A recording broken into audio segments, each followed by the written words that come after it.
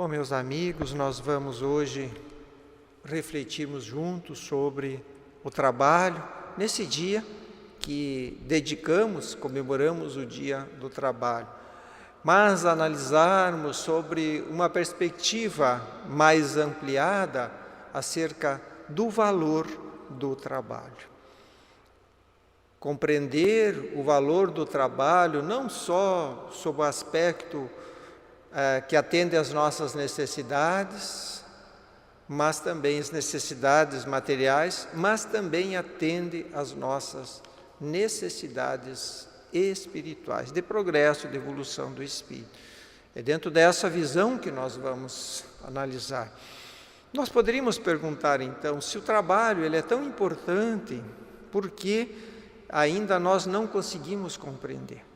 Para entender essa questão voltada ao trabalho, essa forma de ver o trabalho ainda como um castigo, nós precisamos analisar um pouco as questões históricas, culturais que envolvem o trabalho. Segundo alguns autores, a palavra trabalho teria origem da palavra tripalium ou trepalium, que era, em princípio, um instrumento utilizado na agricultura e que também, no final do século VI, passou também o nome que era dado a um instrumento de tortura. Mas talvez o mais significativo, o mais impactante, era o fato de que o trabalho na antiguidade significava a perda da liberdade, que em Roma era o escravo que trabalhava. Então, tem todas essas questões que envolvem o trabalho. Somente no século XVI, com o Renascimento, com os sistemas econômicos e o Estado passando por um outro patamar, cria-se uma economia mais mundializada, então o trabalho passa a ter uma importância maior. E aí começa uma mudança mais significativa, ou seja, tarefa para os não livres, ou seja, não apenas os escravos trabalham, mas o trabalho como uma forma de engrandecimento do homem, uma atividade então humana importantíssima. O trabalho também tem nas questões religiosas uma crença que vem desde a antiguidade. Lá no Antigo Testamento, do Gênesis, no capítulo 3, versículo 17, nós vamos, se lermos essa passagem apenas de uma forma literal, nós vamos compreender o trabalho como um castigo. Mas que Jesus veio desfazer e a doutrina espírita veio nos mostrar isso de uma forma diferente. Precisamos olhar, sim, para esses ensinamentos, mas entender o simbolismo, representando aí com o suor do teu rosto comerás o teu pão, o processo evolutivo, a necessidade do esforço para chegar à evolução. No livro A Gênese, uma das obras da codificação, no capítulo 12, itens 15 a 26, com o título Perda do Paraíso, Allan Kardec vai analisar esse tema. Nós sugerimos àqueles que queiram aprofundar esse assunto, reflexões importantes para melhor compreendermos essa questão. Com Jesus, o trabalho também ganha uma outra dimensão, porque o próprio Cristo veio se colocar nessa condição de servidor, quebrando paradigmas. Como ele diz, o meu Pai trabalha até agora e eu também trabalho. Jesus vai fazer essa referência exatamente num dia que ele cura alguém, num sábado, ele é censurado. E nos demonstrando que para a atividade, não há condição especial, não há momento, não há dia. Sempre que nós formos chamados a colaborar, a servir, devemos estar prontos como o próprio exemplo do Cristo. E com a doutrina espírita, nós passamos a compreender o trabalho como uma lei natural, como uma lei da natureza. E nós vamos encontrar em O Livro dos Espíritos, na parte do terceiro livro, onde trata das leis morais, nós vamos encontrar a lei do trabalho na hierarquia das leis, a segunda lei mais importante, logo após a lei da adoração, a lei do trabalho. E aí logo nós vamos entender por que faz parte do código divino como um dever a questão do trabalho. Dizem os Espíritos na questão 676 que sem o trabalho o homem permaneceria sempre na infância quanto à inteligência, por isso é que seu sustento, sua segurança, seu bem-estar depende do seu trabalho, da sua atividade. E aqui nós vamos entender a estratégia da providência divina, se por um lado nos cria essa obrigação, essa necessidade de trabalho, mas por outro lado nos oferece a oportunidade do crescimento intelectual. Através do trabalho nós desenvolvemos a nossa inteligência. Então, por isso que além do sustento, o trabalho tem como propósito aperfeiçoar a nossa inteligência. O trabalho como um propósito da nossa vida, como um sentido para a nossa vida. Deus criou todos os espíritos simples e ignorantes, ou seja, sem conhecimento, sem experiência, dizem os espíritos, lá na questão 115. Deu a cada um deles uma missão com o fim de os esclarecer e progressivamente chegar à perfeição, pelo conhecimento da verdade e para os aproximar dele.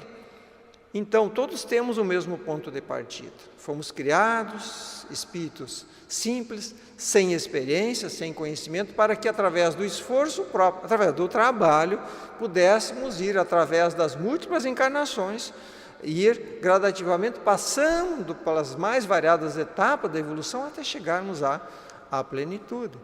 No livro O Céu e o Inferno, no capítulo 3, o item 8, nós vamos encontrar lá os dois pilares da evolução humana. Um dos pilares é o progresso intelectual e o outro o progresso moral. O progresso intelectual ele se dá através do trabalho, pela atividade obrigatória do trabalho. E o progresso moral ele se dá através da convivência, do contato com as pessoas. Então aqui nós temos as duas asas da evolução, a evolução intelectual pelo trabalho e a evolução moral pelo convívio com as pessoas, pela vivência com as pessoas. O progresso nos espíritos é fruto do próprio trabalho. Então todos nós, isso está lá na primeira parte, no capítulo 3, item 7, o céu, do livro Céu e Inferno, quando Kardec analisa essa questão do céu segundo a perspectiva espírita, que todos nós vamos chegar um dia à condição da angelitude, mas por esforço próprio, como fruto do trabalho. Nós temos o mesmo ponto de partida, mas temos a liberdade para fazer esse trajeto até chegar à plenitude em mais ou menos tempo. E assim, por consequência, podemos chegar antes à felicidade plena, que é a condição que vão usufruir esses espíritos que atingem a plenitude. O progresso espiritual é fruto do trabalho. O trabalho é um meio de aquisição e o fim, que é a perfeição, é para todos o mesmo. Aqui Allan Kardec, no livro O Céu e o Inferno, no capítulo 8, quando ele trata dos anjos segundo o Espiritismo, no sentido de que não existem seres privilegiados. Todos aqueles que nós chamamos de anjos ou espíritos puros são seres que construíram essa condição através do trabalho. Conseguem-no mais ou menos prontamente em virtude do livre-arbítrio e na razão direta dos seus esforços. Os anjos são espíritos que pelos esforços chegaram a essa condição. Todos têm os mesmos degraus a franquear, o mesmo trabalho a concluir. Todos nós temos tarefas ao longo das múltiplas encarnações.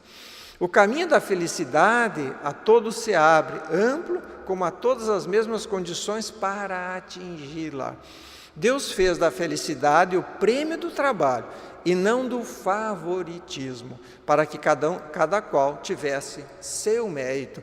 E é por isso que nós fomos criados imperfeitos, por isso que nós não somos criados espíritos perfeitos, para que nós fôssemos construindo, chegando a essa perfeição, pelos próprios méritos. E por isso também que o próprio auxílio divino ele está condicionado aos nossos esforços, como disse Jesus, ajuda-te, que o céu te ajudará. E no capítulo 25, item 2 do Evangelho segundo o Espiritismo, os Espíritos vão dizer que o princípio da lei do trabalho é, por conseguinte, da lei do progresso, porquanto o progresso é filho do trabalho. E aqui que está o detalhe, visto que este põe em ação as forças da inteligência. Por que o auxílio divino é condicionado aos nossos esforços? E isso é muito lógico quando a gente consegue raciocinar sobre isso.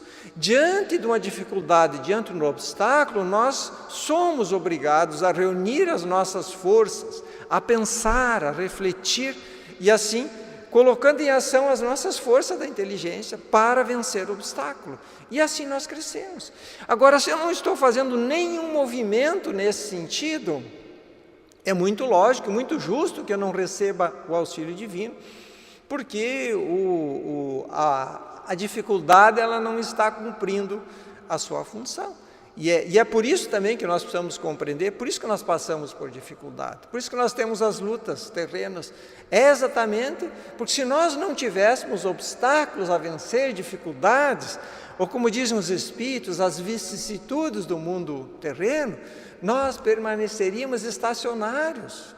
Da mesma forma, se nós não tivéssemos a necessidade do alimento, a necessidade de atender, termos o agasalho, ter um lugar para morar, nós permaneceríamos como homens primitivos. Então, estrategicamente, Deus nos dotou dessa necessidade, dessa vontade de querermos o melhor. E na medida que nós buscamos o melhor, nós nos desenvolvemos, nós crescemos espiritualmente. Com a doutrina espírita, o trabalho ele ganha um significado muito maior. Dizem os Espíritos que trabalho é toda ocupação útil. Então não é apenas aquele trabalho que nós realizamos porque estamos vinculados a um contrato de trabalho, a uma organização, a uma tarefa, mas tudo aquilo que nós fazemos é trabalho. E vejamos interessante que os Espíritos nos dizem que em última instância nós servimos a Deus. Lá no meu trabalho material, que eu sou remunerado, lá eu estou servindo a Deus. E é isso que nós precisamos compreender. E lá eu tenho a oportunidade de contribuir com a obra da criação. Lá eu tenho a oportunidade de regenerar os meus valores. E quem tem o suficiente para viver? Ou seja, quem tem recurso, não precisaria trabalhar. O que os Espíritos vão responder a essa pergunta? Achar-se-á isento da lei do trabalho o homem que possua bens suficientes para lhe assegurarem a existência? E os Espíritos vão dizer, do trabalho material, talvez. Ou seja, quem tem o suficiente. Não, porém, da obrigação de tornar-se útil, conforme os meios de que disponha, nem de aperfeiçoar a sua inteligência ou a dos outros, o que também é trabalho. Então veja que nós todos temos deveres, precisamos nos tornarmos úteis. Se temos recursos, nós precisamos aplicar bem esses recursos. Esses são os talentos que nós temos, dos recursos, da inteligência, e é por isso que estrategicamente nós convivemos com a diversidade, pessoas que têm mais, que têm menos, maior ou menor conhecimento, espíritos mais evoluídos que convivem conosco, para nos ajudar nesse processo, o superior ajudando o inferior, aquele que tem mais ajudando o que tem menos. E é por isso que alguns seres são dotados de maiores possibilidades, exatamente para auxiliar aqueles que têm menos. Qual é o limite do trabalho? Se o trabalho é tão importante, nós teríamos que trabalhar sempre. Há um limite dentro das leis divinas e os Espíritos nos dizem que é o limite das forças. Em suma, a esse respeito, Deus deixa inteiramente livre o homem. E aqui, meus irmãos, nós não podemos pensar apenas, quando nós pensamos em força, não apenas forças físicas, mas as nossas forças espirituais. E na velhice, como que fica? Tem o homem direito de repousar? Sim, dizem os Espíritos, que a nada é obrigado, senão de acordo com suas forças. Mas mesmo na velhice, que não temos mais forças físicas, nós temos as forças espirituais. Nós temos o conhecimento, nós temos a experiência da vida, e se nós não tivermos nada, condições de oferecer nenhuma palavra, nós temos o nosso exemplo de coragem, de resignação, que pode ser também um grande ensinamento, que é uma forma de servir ao Senhor. Nenhum trabalho é perdido, porque às vezes a gente observa, comenta, pessoas que trabalharam uma vida toda e na nossa visão limitada, às vezes pensamos que ela não conseguiu aproveitar, que não teve tempo, que desencarnou às vezes no auge das suas forças e nós pensamos que ela não aproveitou. Mas dizem os Espíritos que é no estado espiritual, sobretudo, que o Espírito colhe os frutos do progresso realizado pelo trabalho da encarnação. Tudo aquilo que engrandece a alma, ou seja, os esforços que eu faço e com isso desenvolveu a minha inteligência, isso é um patrimônio do Espírito e que eu levo comigo, isso não é perdido. Tudo aquilo que nós aprendemos aqui, desenvolvemos aqui, vai embasar, vai impactar não apenas a nossa vida no mundo espiritual, mas vai embasar também a nossa próxima encarnação. Então, meus amigos, aqui nós temos já uma ideia do quanto é importante o trabalho, quanto nós precisamos valorizar o tempo. Os Espíritos e a doutrina espírita também vem nos falar das consequências da ociosidade. E nós trazemos um relato que está lá no livro Céu e Inferno, na segunda parte, no capítulo 7, que tem como título do diálogo um espírito aborrecido. Um espírito que se apresenta espontaneamente numa sociedade espírita de Bordeaux em 1862 e pedindo preces ao médium. E nós trouxemos aqui algumas questões desse diálogo. Que vos leva a pedir preces? E o Espírito responde: estou farto de vagar sem objetivo. E aqui uma outra pergunta muito interessante: estais há muito tempo em tal situação? E ele responde: faz 180 anos mais ou menos. Então nós temos uma ideia, o que é 180 anos? O que é um sofrimento de 180 anos? Que fizesse na Terra, pergunta o médium que dialogava, nada de bom. As consequências da ociosidade. Perguntado novamente, qual poderia ter sido a causa desse aborrecimento que vos acusais? E o Espírito diz, consequência da existência. O tédio é filho da inação. Por não ter eu sabido utilizar o longo tempo da encarnação, as consequências vieram refletir-se nesse mundo. E como ele estava há 180 anos nessa situação, ele foi questionado por que ele não saía dessa situação. Ele vai responder, porque o tédio paralisa a vontade. Paralisa a vontade. Nós podemos pensar numa situação em que fiquemos aqui durante 1 ano, 2 anos, sem movimentar o nosso corpo físico. Nós ficaríamos atrofiados. E assim também acontece com a alma, quando nós não fazemos os movimentos necessários, quando não colocamos em ação as forças da nossa alma, é como que vamos atrofiando as nossas forças. E aí chega um momento que, como na questão física não conseguimos mais nos mover sozinhos, que precisamos de uma terapia adequada, também em relação aos espíritos. Depois, o guia do médium, o espírito protetor do médium, vai comentando sobre aquele diálogo, sobre aquele espírito sofredor, vai dizer que este é um ocioso no mundo espiritual, assim como foi no planeta. Trouxemo-lo a ti para que tentasse arrancá-lo dessa apatia, desse tédio que constitui verdadeiro sofrimento. Às vezes muito mais doloroso que os sofrimentos agudos, por se poder prolongar indefinidamente. Então vamos imaginar uma situação, um tédio sem fim, um espírito sem perspectiva. Vemos aí as consequências da ociosidade. Se o trabalho é uma lei da vida, será que há também trabalho no mundo espiritual? Se o trabalho é uma lei, se é uma lei natural, se é uma lei divina, é muito lógico pensarmos que aonde nós estivermos, nós vamos estar sujeitos a esta lei.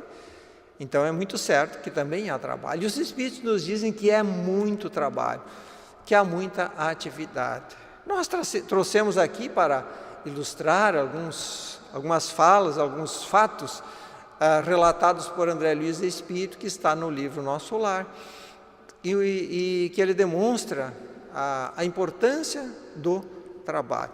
Quando ele chega no nosso lar, depois de um período de convalescença, que ele começa a perceber aquela realidade, aqui no desenho nós temos um momento em que ele conversa com Lísias, o enfermeiro encarregado dos seus cuidados, e André Luiz imaginava que estivesse no paraíso. Ele conversa com Lísias. Lísias vai dizer que aqui não é uma estância de espíritos eleitos, nem espíritos vitoriosos. Somos felizes por quanto temos trabalho. E a alegria habita cada recanto da colônia, porque o Senhor não nos retirou o pão abençoado do serviço. Então, aos poucos, nós precisamos ir desconstruindo aquela ideia do descanso eterno, de que com a morte nós vamos parar, descansar, que seria uma ociosidade. Ficar contemplando seria uma ociosidade que nos faria muito mal. E aos poucos nós vamos compreendendo que bom que tem trabalho. Mais alguns dias, recuperado, André Luiz vai conhecer a cidade do Nosso Lar. E ele identifica ali como uma colmeia de imensas realizações, enormes células de trabalho ativo. Embora uma atmosfera de profunda tranquilidade, um ar puro, mas não havia qualquer sinal de inércia ou de ociosidade, porque as vias públicas estavam repletas. E logo assim que ele se restabelece, ele também vai em busca de uma oportunidade de trabalho. No desenho nós vemos ele conversando com o ministro Clarencio, que era uma espécie de tutor na colônia Nosso Lar, e aí nesse momento que ele descobre que não utilizou devidamente os recursos enquanto encarnado. E durante esse diálogo, o ministro Clarencio vai dizer para ele que toda a tarefa na terra, no campo das profissões, é convite de Deus para que o homem penetre os templos divinos do trabalho. O título é apenas uma ficha com a qual ficamos habilitados a aprender nobremente a servir ao Senhor, como dissemos antes. O título, a profissão, a tarefa é apenas uma desculpa, apenas uma oportunidade que temos de servir a Deus. A experiência humana, em hipótese alguma, poderá ser levada à conta de brincadeira. E quanto maior é o nível evolutivo dos espíritos, quanto mais elevadas são as esferas espirituais, maiores são as tarefas, maiores são as exigências, as habilidades. E é o que fala André Luiz quando ele relata André Luiz quando ele recebe a visita da sua mãe, já desencarnada, que habitava um plano mais elevado. E ela fala de esferas que lá se exige mais trabalho e mais abnegação. E isso é muito lógico, como aqui na Terra, quando as tarefas são mais grandiosas, são mais complexas, vão exigir mais esforço, mais dedicação. André Luiz, nesse desenho que estamos vendo, está conversando com Dona Laura acerca do bônus hora, tentando entender o sistema de remuneração, porque lá os habitantes são remunerados com o bônus hora. E Dona Laura explica que funciona como uma ficha de serviço, funcionando como um sistema, como valor aquisitivo. Sempre que o espírito for pleitear alguma coisa, se candidatar para uma tarefa, ou em busca, seja de estudo, de aperfeiçoamento, ou até de auxílio a um familiar, ele precisa apresentar essa ficha de trabalho. Quando André Luiz se dirigia no seu primeiro dia de trabalho, de oportunidade de servir, de colaborar, de aprender, quando se dirigia para o local do trabalho, as câmaras de retificação, ele teve sua atenção chamada para inúmeros edifícios que pareciam colmeias de serviço intenso. Tobias, o seu novo colega e também que coordenava as atividades, ele vai dizer: aqui estão as grandes fábricas do nosso lar, onde a preparação de sucos, de tecidos e artefatos em geral dá trabalho a mais de 100 mil criaturas, que se regeneram e se iluminam ao mesmo tempo. Claro que esses sucos, esses artefatos são de matéria própria desse mundo que ele habitava. Aqui no desenho, o momento em que André Luiz começa a trabalhar nas câmaras de retificação, juntamente com Narcisa, a enfermeira, e Tobias, atendendo os sofredores mais graves daquela instituição, e ele relata a alegria sublime de poder começar a regeneração dos seus valores através da enfermagem rudimentar. E um trabalho que se alongou durante o dia todo e a noite. Quando ele vai repousar, quando ele repousa como prêmio pela atividade útil, ele teve a oportunidade de ir numa espécie de sonho, de desdobramento, porque ele ainda estava muito materializado, a visitar a sua mãe, que estava numa esfera elevada. E ela o acolhe com muita alegria, porque estava vendo nele os esforços necessários pela atividade útil. E ela vai dizer que as leis divinas concedem sabedoria, é o que gasta tempo em aprender e dá mais vida e mais alegria aos que sabem renunciar no trabalho semelhante. O trabalho é tônico divino para o coração. É dispensável converter toda a oportunidade da vida em motivo de atenção a Deus, a importância do trabalho. Na Revista Espírita de novembro de 1860, também temos um texto, uma mensagem muito reflexiva que tem como título O Tempo Perdido. A Revista Espírita foi uma obra editada por Allan Kardec de janeiro de 1858 até março de 1869. A revista, assim como as obras da codificação, elas estão disponíveis para download gratuito lá no site da Federação Espírita Brasileira. Selecionamos dessa mensagem algumas partes para a nossa reflexão. Diz o Espírito: se por um instante pudesseis refletir sobre a perda de tempo, mas refletir muito seriamente e calcular o imenso erro que cometeis, veríeis quanto esta hora, este minuto, escoado inutilmente, que não podeis recuperar, poderia ser necessário ao vosso bem futuro. É o tempo, se nós pensarmos, refletirmos, nós vamos chegar à conclusão que toda tarefa que não cumprimos aqui é tempo, todo o tempo perdido aqui é tempo de felicidade futura que nós deixamos usufruir. Porque se nós somos destinados à perfeição, se nós vamos chegar na perfeição, mas pelos nossos esforços, quanto antes nós chegarmos lá, antes nós vamos usufruir dessa felicidade. Só que o tempo mal utilizado aqui também vai trazer implicações. As tarefas que nós não realizamos, nós vamos ter que cumprir, quem sabe, em condições mais desfavoráveis. Assim, pensai bem nisto, em benefício de vosso interesse futuro, e mesmo presente, porque muitas vezes os pesares nos atingem mesmo na terra. O tédio, o vazio existencial são alertas que algo está faltando para preencher a nossa vida. É a nossa alma que está com sede de realização. Por isso nós sentimos o vazio, por isso nós sentimos o tédio, que são indicativos de que algo está faltando na nossa vida. Quando Deus vos pedir contas da existência que vos concedeu, da missão que tinhas que cumprir, que havereis de responder? Isso é algo muito possível, porque a qualquer momento nós podemos ser chamados a voltar para casa, voltar para o mundo espiritual, que é o nosso lar definitivo. Sois aqui os enviados de Deus e tereis que prestar conta do vosso tempo, passado com os vossos irmãos. Eu vos recomendo essa meditação. Então, o tempo é um precioso recurso que nós dispomos e que precisamos utilizá-los adequadamente. Para concluir a nossa reflexão, trazemos aqui mais umas partes do capítulo 7 do livro Leis Morais da Vida, da obra de Joana de Ângeles. Diz ela que o trabalho é ao lado da oração. Veja que interessante. O mais eficiente antídoto contra o mal, porquanto conquista valores incalculáveis com que o Espírito corrige as imperfeições e disciplina a vontade.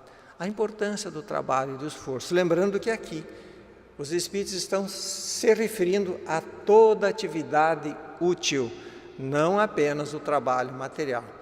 O trabalho se alicerça nas leis de amor que regem o universo. A vida é um hino à dinâmica do trabalho. Não há na natureza o ócio. A vida se agita em toda parte. Se observarmos a natureza, ela está em constante movimento. Produz pela alegria de ser útil e ativo, içando o coração a Jesus, que sem desfalecimento trabalha por todos nós, como o Pai Celeste, que até hoje também trabalha. Jesus é o nosso modelo, a nossa referência de esforço, e precisamos utilizar os nossos talentos, os recursos que dispomos. Aquilo que está ao nosso alcance, ninguém será cobrado por algo, a nossa consciência não vai nos cobrar por algo que não está nas nossas possibilidades. As pequenas missões que viemos aqui cumprir ao lado da família, no trabalho, na vida social, aonde tivermos condições, de acordo com as nossas forças, aproveitando as oportunidades para regenerar os nossos valores, curando as feridas da nossa alma, que todos trazemos, especialmente imperfeições que ainda não conseguimos vencer, dignificando a vida, valorizando essa estada aqui na vida, edificando, e é através do trabalho, da vivência, de uma vida útil, não apenas a si, mas ao nosso semelhante também, é que nós vamos solidificar essa fé robusta proposta pelo Cristo. Lembrando que nós temos duas asas para a evolução: o trabalho, através da atividade útil, e também da convivência. Precisamos das duas coisas, precisamos do equilíbrio, a convivência, o contato com as pessoas, porque é através da convivência, através da vida em sociedade, é que nós vamos desenvolver a nossa moralidade, vamos crescer moralmente. Que possamos, meus irmãos, meus amigos, refletir sobre isso e ver o que efetivamente nós podemos fazer, mas o que efetivamente nós podemos fazer melhor. Ver os talentos que nós possuímos, os recursos, as forças que nós temos para oferecer ao Criador, posto que estamos aqui como instrumentos da divindade em benefício da obra da criação. Então, assim, concluímos a nossa reflexão.